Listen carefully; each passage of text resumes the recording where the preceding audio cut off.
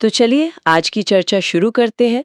हमारे पास प्राचीन भारतीय इतिहास से जुड़े कुछ बहुत ही दिलचस्प स्तोत्र हैं जो एक पहेली जैसी कहानी सुनाते हैं। हाँ, एक ऐसे विचार की कहानी जो भारत में जन्मा, पूरे एशिया में फैल गया, लेकिन अपनी जन्मभूमि से लगभग गायब हो गया। आज हम यही समझने की कोशिश करेंगे कि छठी शताब्दी ईसा पूर्व में ऐसा क्या हो रहा था कि लोगों को एक नए रास्ते की, एक नई सोच की तलाश थी। और कैसे एक राजकुमार सिद्धार्थ महलों का सारा आराम छोड़कर ज्ञान की खोज में निकल पड़े। और गौतम बुद्ध बन गए।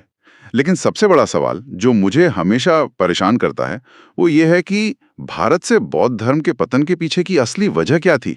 क्या ये सिर्फ बाहरी आक्रमण थे या कहानी में और भी पढ़ते हैं। ये सवाल आज भी बहुत प्रासंगिक है और हमारे स्रोत यही बताते हैं कि ये सिर्फ एक धर्म के उदय और पतन की कहानी नहीं है।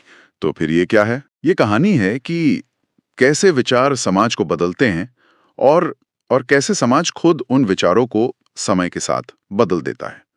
इसमें राजनीति है, अर्थशास्त्र है और इंसानी मनोविज्ञान भी है। तो चलिए इस कहानी की परतों को एक एक करके खोलते हैं। चलिए शुरू करते हैं उस समय से जब ये सब शुरू हुआ। छठी शताब्दी ईसा पूर्व, गंगा का मैदान। हमारे दस्तावेज बताते हैं कि ये भारतीय इतिहास का एक ऐसा मोड़ था जहां से सब कुछ बदल गया। एक तरह से कहें तो विचारों की एक नई नदी बहने लगी थी। ऐसा क्यों? उस समय समाज में ऐसी क्या बेचैनी थी? देखिए, मुख्य रूप से 4 बड़े बदलाव एक साथ हो रहे थे। 4। अच्छा, हाँ। पहला उत्तर वैदिक काल की जो वर्ण व्यवस्था थी, जो जन्म पर आधारित थी। जी वही, वो बहुत ज्यादा कठोर हो गई थी। हाँ। तो समाज में एक घुटन महसूस की जा रही थी। ठीक है। और दूसरा? दूसरा, गंगा के मैदानों में लोहे के इस्तेमाल से खेती में क्रांति सी आ गई थी। फसलें ज्यादा होने लगी, गांव बड़े होकर शहर बन रहे थे और एक नई अर्थव्यवस्था जन्म ले रही थी। और जहां अर्थव्यवस्था होती है वहां व्यापार होता है, तो इसका मतलब है कि एक नया व्यापारी वर्ग भी उभर रहा होगा। बिल्कुल, यही हमारा तीसरा और सबसे अहम पॉइंट है। सिक्कों का चलन शुरू हो गया था जिससे व्यापार में जबरदस्त तेजी आई। अच्छा। इससे वैश्य समुदाय यानी व्यापारी वर्ग आर्थिक रूप से बहुत शक्तिशाली हो गया, लेकिन सामाजिक सीढ़ी पर वो अब भी ब्राह्मणों और क्षत्रियों से नीचे थे। तो मतलब उनके पास पैसा तो था लेकिन सम्मान नहीं था। सही पकड़ा आपने। और इसलिए वे एक ऐसे धार्मिक सिस्टम की तलाश में थे जो जन्म के बजाय कर्म या योग्यता को महत्व दे। और चौथा कारण? आपने कहा था 4 कारण थे। हाँ, चौथा कारण थोड़ा दिलचस्प है। समाज में कुछ लोग ऐसे भी थे जो इस नए शहरीकरण और भौतिकवाद से खुश नहीं थे। वो पुरानी सादा जिंदगी की तरफ लौटना चाहते थे। तो इन सभी वजहों ने मिलकर एक ऐसी जमीन तैयार की जो बौद्ध और जैन धर्म जैसे नए विचारों के लिए एकदम उपजाऊ थी। और कहते हैं कि इसी उपजाऊ जमीन पर एक ऐसा बीज गिरा जो आगे चलकर एक विशाल पेड़ बनने वाला था। मैं बात कर रही हूँ राजकुमार सिद्धार्थ गौतम की। हाँ, जिनके जन्म के साथ ही एक अजीब सी भविष्यवाणी जुड़ गई थी कि या तो वो एक महान राजा बनेंगे या एक महान संत। जी। और उनके पिता जो शाक्य वंश के मुखिया थे, उन्हें एक महान राजा बनाना चाहते थे। इसलिए उन्होंने सिद्धार्थ को दुनिया के दुखों, तकलीफों और परेशानियों से पूरी तरह से दूर रखा, महल के 4 दीवारी में। बिल्कुल। उन्हें लगता था कि अगर सिद्धार्थ ने दुख नहीं देखा तो वो कभी दुनिया छोड़ने के बारे में सोचेंगे ही नहीं। लेकिन आप सच्चाई को कब तक छिपा सकते हैं? और फिर वो मशहूर घटना होती है जिसे 4 दृश्य कहा जाता है, जिसने सब कुछ बदल दिया। जी। 29 साल की उम्र में जब सिद्धार्थ पहली बार महल से बाहर निकले तो उन्होंने 4 चीजें देखी। पहले उन्होंने एक बूढ़े आदमी को देखा। और उन्हें पहली बार एहसास हुआ कि ये जवानी हमेशा नहीं रहती। हाँ, कि शरीर कमजोर पड़ जाता है। फिर उन्होंने एक बीमार इंसान को देखा और समझा कि ये शरीर तो बीमारियों का घर है। और तीसरा दृश्य एक लाश का था, जिसने उन्हें मौत की सच्चाई से रूबरू कराया होगा कि जो जन्मा है वो मरेगा ही। तो पहले 3 दृश्य तो दुख, बीमारी और मौत की हकीकत दिखाते हैं, जो काफी निराशाजनक है। लेकिन चौथा दृश्य एक सन्यासी का था। क्या ये कहना सही होगा कि इसी चौथे दृश्य में सिद्धार्थ को समस्या के साथ साथ एक समाधान की झलक भी दिखी? आपने बिल्कुल सही पकड़ा। वो सन्यासी शांत था। उसके चेहरे पे एक अजीब सी चमक थी। उसे देखकर सिद्धार्थ को लगा कि दुनिया के दुखों से भागने के बजाय उनका हल ढूंढना भी एक रास्ता हो सकता है। और इन्हीं 4 दृश्यों ने उन्हें अंदर तक हिला दिया। हाँ, 29 साल की उम्र में एक रात वो अपनी पत्नी और बेटे को सोता छोड़कर महल से निकल गए। 7 साल तक वो भटकते रहे, ज्ञान की तलाश में। और आखिरकार 35 साल की उम्र में बोध गया में एक पीपल के पेड़ के नीचे उन्हें ज्ञान मिला और उसी पल से सिद्धार्थ बुद्ध बन गए। यानी वो जिसे सत्य का ज्ञान हो गया हो। तो बुद्ध को ऐसा क्या ज्ञान मिला? उनकी मूल शिक्षाएं क्या थीं जो उस समय के जटिल कर्मकांडों और यज्ञों से इतनी अलग थीं? बुद्ध बहुत ही प्रैक्टिकल इंसान थे। उन्होंने ईश्वर है या नहीं, आत्मा अमर है या नहीं, इन बहसों में पड़ने से ही इनकार कर दिया। अच्छा। हाँ, उन्होंने कहा अगर किसी के सीने में तीर लगा हो तो पहले तुम ये पता करोगे कि तीर किसने चलाया या पहले तीर निकालकर उसका इलाज करोगे। उनका पूरा फोकस समस्या के समाधान पर था। तो उन्होंने क्या समाधान दिया? उन्होंने 4 आर्य सत्य दिए। दुनिया में दुख है, दुख का कारण है, दुख को खत्म किया जा सकता है और उसे खत्म करने का एक रास्ता है। और वो रास्ता है अष्टांगिक मार्ग या 8 फोल्ड पाथ। ये सुनने में बहुत सिद्धांतिक लगता है, पर असल में इसका मतलब क्या है? ये असल में जीवन जीने के 8 प्रैक्टिकल नियम है। इसे ऐसे समझे कि ये मानसिक संतुलन और स्पष्टता पाने का एक तरीका है। इसमें सही समझ है, सही इरादा है, सही बोली, सही काम। तो ये कोई लिस्ट नहीं है जिसे रटना है, बल्कि एक दूसरे से जुड़ी हुई बातें हैं। बिल्कुल। जैसे अगर आपकी समझ सही होगी तो आपका इरादा भी सही होगा और फिर आपके काम और बोली भी अपने आप सही हो जाएंगे। बुद्ध की एक और बात बहुत दिलचस्प है, मध्यम मार्ग या मिडिल पाथ का सिद्धांत। हाँ, और ये उनकी शिक्षाओं का सार है। उनका कहना था कि इंसान को 2 इंतहाओं 2 एक्सट्रीम से बचना चाहिए। एक है भोग विलास में पूरी तरह डूब जाना, और दूसरा है शरीर को बहुत ज्यादा कष्ट देकर कठोर तपस्या करना। जी। ये कुछ ऐसा है कि बुद्ध कह रहे थे कि न तो 24 घंटे पार्टी करो और न ही सब कुछ छोड़कर भूखे प्यासे रहकर शरीर को सजा दो। सच्चाई और ज्ञान इन दोनों के बीच के संतुलित रास्ते पर चलकर मिलता है। और यही बात उन्हें उनके समकालीन महावीर से अलग करती है ना? क्योंकि महावीर ने कठोर तप पर बहुत जोर दिया था। सही कहा। तो ये विचार बहुत सीधे, सरल और तर्क पर आधारित थे। लेकिन ये इतनी तेजी से पहले कैसे? क्या बात थी इनमें कि आम लोग, राजा, व्यापारी सब इनसे जुड़ते चले गए? कई वजहें थीं। सबसे क्रांतिकारी बात थी कि बौद्ध धर्म ने जन्म पर आधारित वर्ण व्यवस्था पर सीधा सवाल उठाया।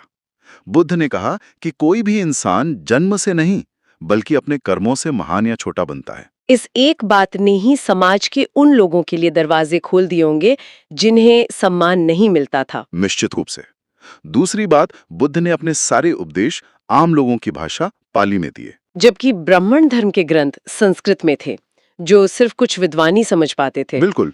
तो लोग उनकी बातों से सीधे जुड़ पाए। और उन्होंने संघ की स्थापना की, जो शायद उस समय का सबसे बड़ा संगठनात्मक इनोवेशन था। सही कहा आपने।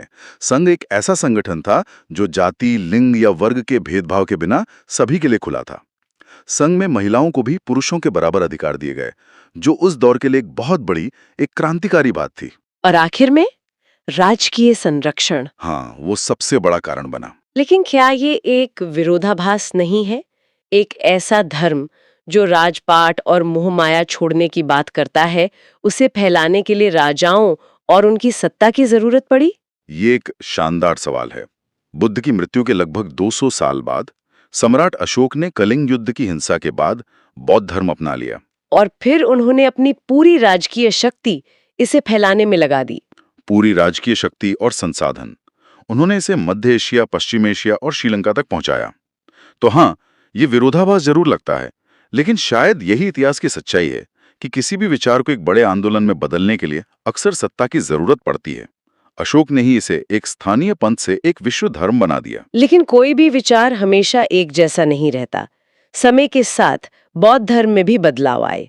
हमारे एक स्रोत में जिक्र है कि चौथी बौद्ध संगीति के बाद बौद्ध धर्म 2 बड़ी शाखाओं में बंट गया, हीनयान और महायान। इनमें क्या फर्क था? इसे ऐसे समझिए कि हीनयान यानी छोटा वाहन बुद्ध की मूल शिक्षाओं के ज्यादा करीब था। वो बुद्ध को एक महान शिक्षक और पथ प्रदर्शक मानते थे, भगवान नहीं। तो उनका जोर व्यक्तिगत प्रयास पर था। हाँ, कि हर इंसान को खुद अपनी मेहनत से निर्वाण प्राप्त करना है। ये रास्ता थोड़ा कठिन और व्यक्तिगत था। दूसरी तरफ महायान यानी बड़ा वाहन ने एक नया विचार दिया, बोधिसत्व का। बोधिसत्व वो क्या है? यानी ऐसे ज्ञानी लोग जो खुद निर्वाण पा सकते हैं लेकिन दूसरों की मदद करने के लिए इसी दुनिया में रुके रहते हैं। तो महायान ने एक तरह से बुद्ध को भी भगवान का दर्जा दे दिया और मूर्ति पूजा शुरू हो गई। हाँ, महायान ने आम लोगों के लिए भक्ति और पूजा का रास्ता खोल दिया, जो हीनयान के कठिन आत्म अनुशासन से ज्यादा आसान था। उन्होंने बुद्ध को एक अलौकिक, लगभग ईश्वरीय शक्ति के रूप में देखना शुरू कर दिया। और शायद इसीलिए महायान ज्यादा लोकप्रिय हुआ।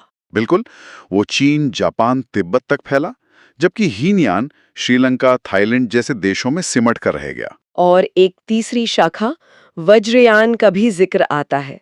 तांत्रिक बौद्ध धर्म भी कहते हैं इसे। जी, वज्रयान का मानना था कि निर्वाण पाने के लिए कई जन्मों का इंतजार करने की जरूरत नहीं है, उसे इसी जीवन में पाया जा सकता है। इसके लिए उन्होंने कुछ तेज और शक्तिशाली तरीकों का इस्तेमाल किया, जिसमें मंत्र, मंडल और कुछ गुप्त साधनाएं शामिल थी। तो अब आते हैं उस सबसे बड़े सवाल पर। जो धर्म भारत में पैदा हुआ, फला फूला, वो अपनी ही जमीन से लगभग मिट क्यों गया? इसका कोई एक जवाब नहीं है। कई चीजें एक साथ हुईं।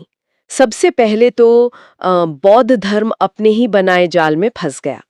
समय के साथ बौद्ध मठ, जिन्हें विहार कहते हैं, बहुत अमीर और शक्तिशाली हो गए। राजाओं और व्यापारियों से दान मिलता था उन्हें। बहुत दान मिलता था, जमीनें और सोना। एक स्रोत बताता है कि नालंदा मठ के पास लगभग 200 गांवों से टैक्स वसूलने का अधिकार था। अरे वाह! तो इससे भिक्षुओं का जीवन आरामदायक हो गया और वो आम जनता से कट गए। और उन्होंने भाषा भी बदल दी थी। हाँ, ये भी एक बड़ी गलती थी। जिस पाली भाषा की वजह से वो जनता से जुड़े थे, उसे छोड़कर उन्होंने विद्वानों की भाषा संस्कृत को अपना लिया। और दूसरी तरफ ब्राह्मण धर्म खुद को बदल रहा था। बिल्कुल, ये बहुत दिलचस्प है। ब्राह्मण धर्म ने बुद्ध के सबसे बड़े हथियार यानी अहिंसा को ही अपना लिया।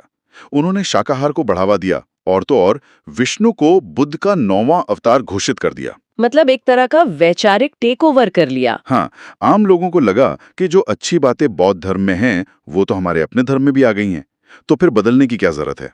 तो जिन बुराइयों जैसे कर्मकांड और मूर्ति पूजा का विरोध करके बौद्ध धर्म शुरू हुआ था, वो खुद उन्हीं में फंसता चला गया। बिल्कुल, महायान और वज्रयान में कर्मकांड और मूर्ति पूजा इतनी बढ़ गई कि बुद्ध की मूल शिक्षाएं पीछे छूट गईं और इस कमजोर हो चुकी इमारत पर आखिरी और सबसे घातक चोट की तुर्की आक्रमणकारियों ने। नालंदा और विक्रमशिला जैसे मठों पर हमला। हाँ, उन्होंने इन अमीर मठों को निशाना बनाया, उन्हें लूटा, पुस्तकालयों में आग लगा दी और हजारों भिक्षुओं को मार डाला।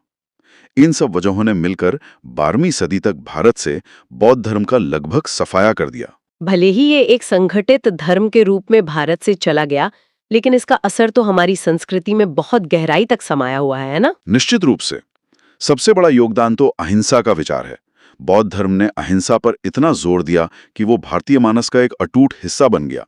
गांधी जी जैसे लोग बुद्ध की अहिंसा से बहुत प्रेरित थे। और कला और वास्तुकला में? हाँ, इतिहासकार मानते हैं कि भारत में पूजी जाने वाली पहली इंसानी मूर्तियां शायद बुद्ध की ही थी। गांधार कला इसका बेहतरीन उदाहरण है।